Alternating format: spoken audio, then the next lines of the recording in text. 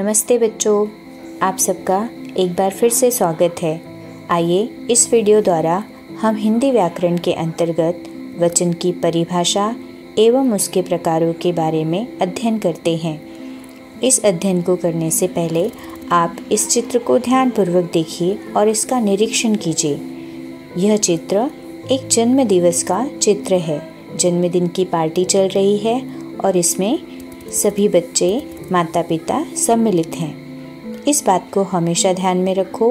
वचन के होते दो प्रकार, एक अनेक पर करो विचार। तो बच्चों, इस चित्र में आपको कौन कौन सी चीज़ें एक एक दिखाई दे रही हैं? एक लड़का, माँ, पिता, मेज और केक। यह सभी चीज़ें हमें चित्र में एक एक दिखाई दे रही हैं। अब इसके बाद कौन कौन सी चीज़ें अनेक दिखाई दे रही हैं, इसका निरीक्षण करके बताओ। अनेक गुब्बारे, उपहार, कुर्सियाँ, बच्चे, टोपियाँ, मोमबत्तियाँ। शाबाश। तो इस आधार पर हम कह सकते हैं कि वचन के दो प्रकार होते हैं, एक वचन व बहुवचन। जो वस्तुएं अनेक होती हैं उसे बहुवचन कहते हैं। इस आधार पर अब हम एक वचन की परिभाषा बोलते हैं।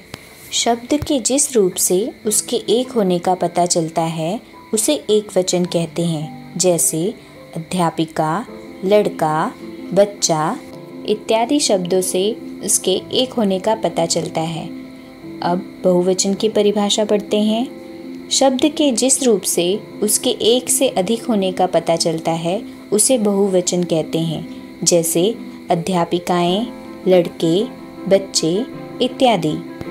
वचन परिवर्तन करते समय हमेशा हमें यह महत्वपूर्ण बातें याद रखनी चाहिए। जैसे आदरणीय लोगों के लिए सदैव बहुवचन का प्रयोग किया जाता है। दादाजी बगीचे में घूम रहे हैं। माँ खाना बना रही हैं। यहाँ पर दादाजी बगीचे में घूम रहे हैं इससे हमें पता चलता है कि यह वाक्य बहुवचन में लिखा जा रहा है, परंतु यहाँ दादाजी केवल एक ही हैं।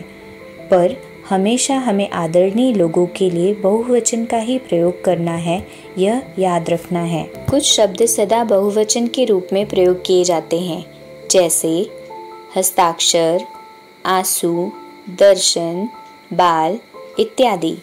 यह सब समूह दर्शाते हैं, इसीलिए हमेशा बहुवचन के रूप में प्रयोग किए जाते हैं।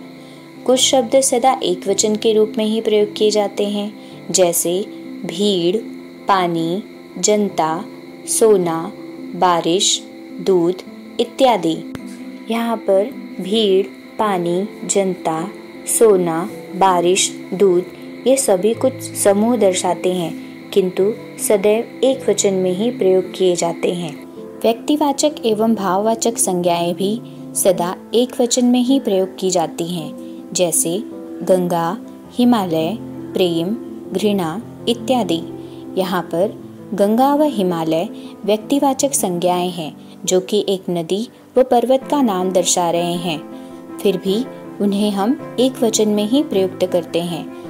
प्रेम और घृणा शब्द यह मन के भाव दर्शाते हैं, भाववाचक संज्ञाएं हैं, किंतु मन के इन भावों का भी प्रयोग हम एक वचन में ही करते हैं। इसलिए यह बात हमेशा याद रखो कि व्यक्तिवाचक एवं भाववाचक संज्ञाएं भी सदा एक वचन में ही प्रयोग की जाती हैं।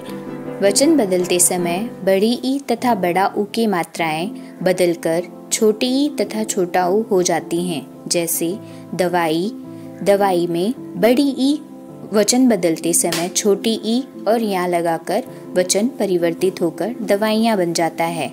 उसी तरह वधू, वधू में ध पर बड़ा ऊ होने पर वह वचन बदलते समय छोटा ऊ होकर ई लगाकर वधुएं बन जाता है। बिल्ली में बड़ी ई छोटी ई में परिवर्तित होकर इयाँ लग जाता है, जिससे कि बिल्ली से बिल्लियाँ वचन परिवर्तित हो जाता है। इन सभी नियमों को याद रखने के लिए हम एक वचन व बहुवचन शब्दों के कुछ उदाहरण यहाँ पर दोहराते हैं। मेला, मेले, बच्चा, बच्चे, माता, माताएं, आँख, आँखें, पंखा, पंखे। रात, रातें। बात, बातें। पुस्तक, पुस्तकें। औरत, औरतें। वस्तु, वस्तुएं। बाला, बालाएं। माला, मालाएं। माता, माताएं। वधू, वधुएं। ऋतु, ऋतुएं। चारपाई, चारपाइयाँ। भाषा, भाषाएं। कविता, कविताएं। सेना, सेनाएं। दवाई, दवाइयाँ। मिठाई, मिठाइयाँ। चिड़िया, चिड़ियाँ। तितली, तितलियाँ। क्यारी, क्यारियाँ। अच्छाई, अच्छाइयाँ। भेड़िया, भेड़िए। कौवा, कौवे।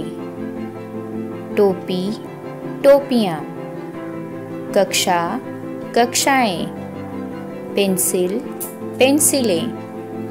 मछली, मछलियाँ। बेटी, बेटियाँ। पत्ता, पत्ते। लोमड़ी, लोमड़ियाँ। चाबी, चाबियाँ। साड़ी, साड़ियाँ। महिला, महिलाएं। तो बच्चों, इस पाठ से हमने क्या सीखा, एक बार फिर से जानते हैं। वचन संज्ञा शब्दों की संख्या बताते हैं। वचन के दो प्रकार होते हैं, एक वचन व बहुवचन। शब्द के जिस रूप से उसके एक होने का पता चलता है उसे एक वचन कहते हैं, जैसे लड़की। शब्द के जिस रूप से उसके अनेक होने का पता चलता है उसे बहुवचन कहते हैं, जैसे लड़कियाँ। कुछ शब्दों का प्रयोग एक वचन की तरह ही होता है, तो कुछ शब्दों का प्रयोग सदा बहुवचन में होता है। वचन के अनुसार वाक्य का रूप भी बदलता है। उम्मीद करती हूँ बच्चों कि इस वीडियो द्वारा आपको वचन, उसकी परिभाषा, उसके प्रकार अच्छी तरह से समझ में आए होंगे। अब आप आसानी से वचन को परिवर्तित करके लिख सकेंगे। तो अगर मेरा यह वीडियो आपको अच्छा लगा हो तो प्लीज़ इसे लाइक, शेयर और मेरे चैनल को सब्सक्राइब ज़रूर करें। Thank you.